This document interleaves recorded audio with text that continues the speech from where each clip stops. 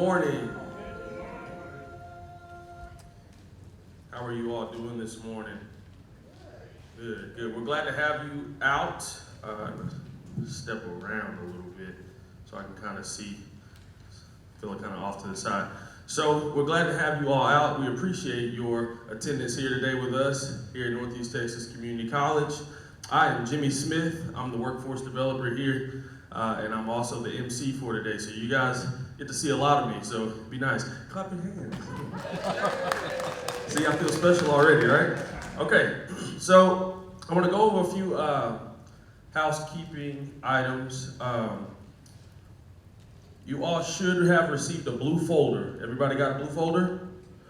Okay, so there in that folder, not only is there an agenda here, so you can kind of see the schedule for today's layout. You've also got a conference evaluation that we will be asking you to fill out towards the end of our conference today, okay? And some bios from our speakers who will be with us and our panelists who will be with us today. And over on the right side, I believe you should have a schedule of the athletic events for the fall.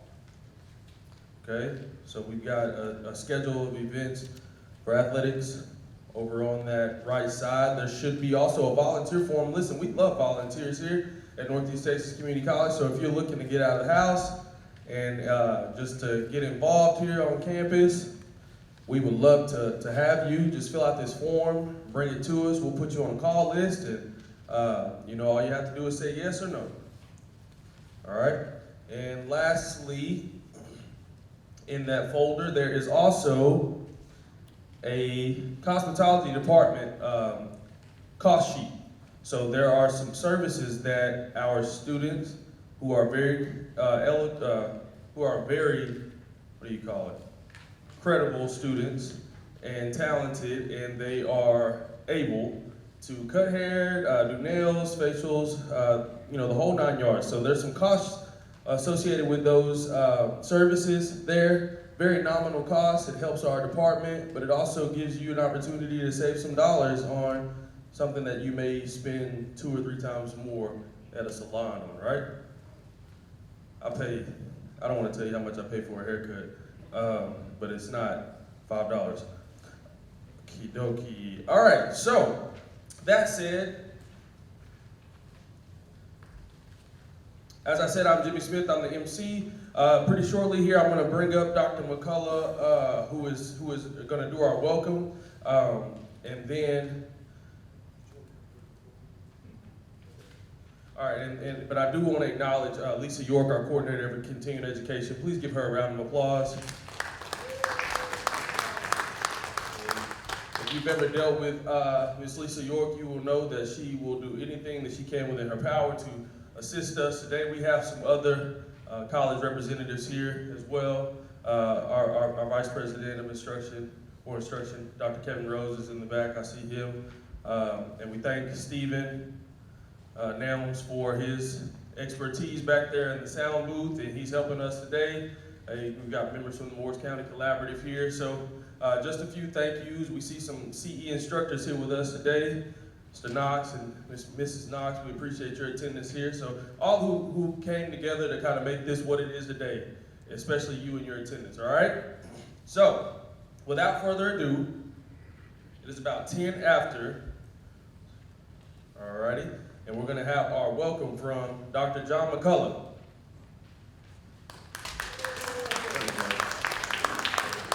Thank you, Jimmy. Welcome. That was easy. I'm done with my part. Now, my name is John McCullough. I've seen a few of you out here today that I've known for a long time that I haven't seen in a while. So to those of you who I know, welcome back to campus. And to those of you who I don't know, welcome to our campus. Somebody told me this was the first time out here today. So we're glad to have, anytime we can get visitors on our campus, we're proud of that. And so if you get a chance today, well, first of all, I don't know a lot about what's happening today, but I did hear the most important thing when I was walking through the door coming in here. I heard one lady say to another lady, They do have snacks during the break. So they'll have them on the table the whole time. So that made my day right there. Every break we got snacks, the restrooms are out front with drinks. We want this to be a fun event for you. We're glad to have you here. This is awkward for me because we're having to spread out like this. So I feel kind of like I'm in church and I've been preaching badly and my congregation is going down a little bit. But let me tell you a couple of things about the college while you're here before you get started today. You've got the agenda in front of you. They're going to go over the agenda and everything. But I want to just give you a couple of other just little tidbits about NTCC. For whether you've been here or not. Today, as this morning goes on and you go outside on a break, you're going to see a whole lot of cars in the parking lot and a lot of people walking around. This is the last day of registration for the fall semester. So we actually start classes on Monday. This is also one of the designated move-in days for the housing. We have 200 students that live on our campus. And there'll be, each day this week, we've been moving in about 50 of them. So there'll be about 50 students moving into housing today, which means they'll be walking back and forth from housing to the business office. And so you're going to see a lot of foot traffic for a Friday morning out here. And if you get a chance during one of your breaks, whether you've been on campus or not, or you haven't been here in a while, if you walk out the doors on this side, our student union building is over there. If you get a chance, try to just take one circle around. The library's in the middle of the campus. Try to just take a little walk outside. It's going to be a beautiful morning. You walk outside and kind of see. If you walk in the building, if you haven't been here in a while, it may look totally different to you. So if you get a little bit of a break today, see if you can walk around. You may want to stay away from the student services building over here. It is the most crowded building on campus. And it'll be very crowded this morning. You're welcome to go in there, but that's at your own risk. There's a lot of students in there registering.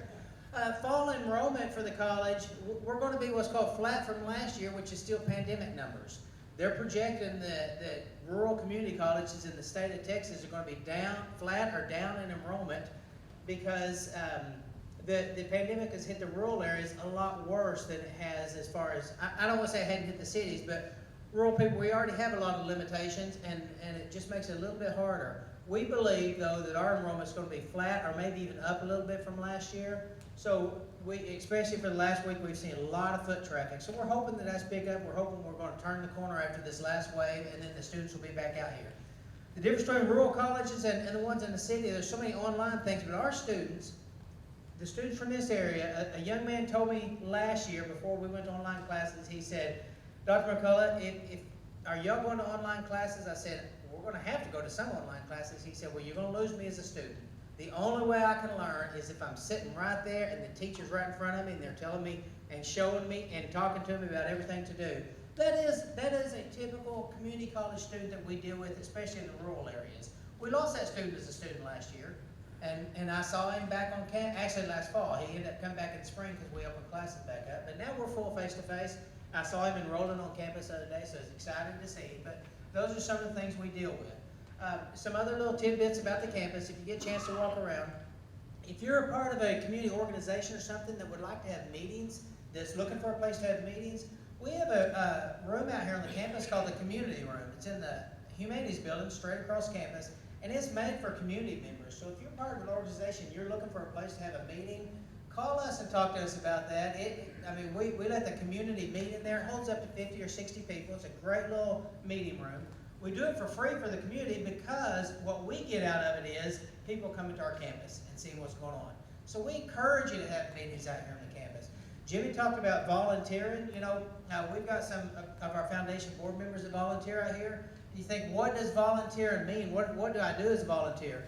Next week, we have people that stand out here. We teach them where all the classroom buildings are. And next Monday, you would feel like you're at an elementary school out here Monday morning with many of our students because they're lost. Our campus is small, relatively speaking, for a college, but it's big when you're coming from a Union Hill, a Union Grove, a Pewitt, just any school in our area that's kind of a smaller school. So when they get out here, they get overwhelmed. So all we do is stand out there in a circle with our name tag on, may I help you? And we help them find their classes the first week of school. Feel like I'm back in elementary, but it's very rewarding. It's very fun to do. And we make more contact that first week of school by doing that than anything else we could do. So we encourage people to volunteer. We got a lot of great things going on the campus this year. One that we hope that when we have this conference next year that you'll be able to come to what's called our Shelby Restoration Center. And it is, if any of you have ever heard of Carroll Shelby, we're the only college in the United States that has a program called the Carroll Shelby Automotive Technology Program. We're about to be donated 4 cars that we have no place to put. And somebody's donated money for us to build an addition on a building down here that we're actually going to create almost, it's not a museum, it's just a little showroom. 2 of these cars are worth $200,000 each. That's a lot of money for a car. But they donated to our college because we have the Carroll Shelby Automotive Program. So if you've ever seen a Mustang that says Shelby on it, or if you've ever seen anything that says Shelby on it, that is Carroll Shelby, born in Leesburg, Texas, just right down the road. So this program is really up and running now. So we're about to do that addition. In that addition, we'll have another meeting room. And it's just another way to show off the things that are on this campus that are provided by this community. The last thing is, if y'all know anybody that wants to go to college, a young student graduating high school, and they say that there's no way they can afford college, my name's John McCullough. Give them my name and tell them to call me. I can guarantee you money is not the reason they're not going to go to college out here. Compared to 4-year schools, our tuition is very inexpensive. But for a rural college student graduating with no money, it could seem overwhelming. But we've got scholarships. We will take care of them. And so if y'all know somebody, give them my name. Tell them to email me. Tell them to call me. I'll get them in touch with our scholarship coordinator, and we'll take care of that student. We don't want money to be the reason they don't go to school. They get any other excuse they want. But if you ever hear somebody say, I can't go because I can't afford that class, call them out on that. And you say, that's not why you're not going. They'll get you taken care of out there.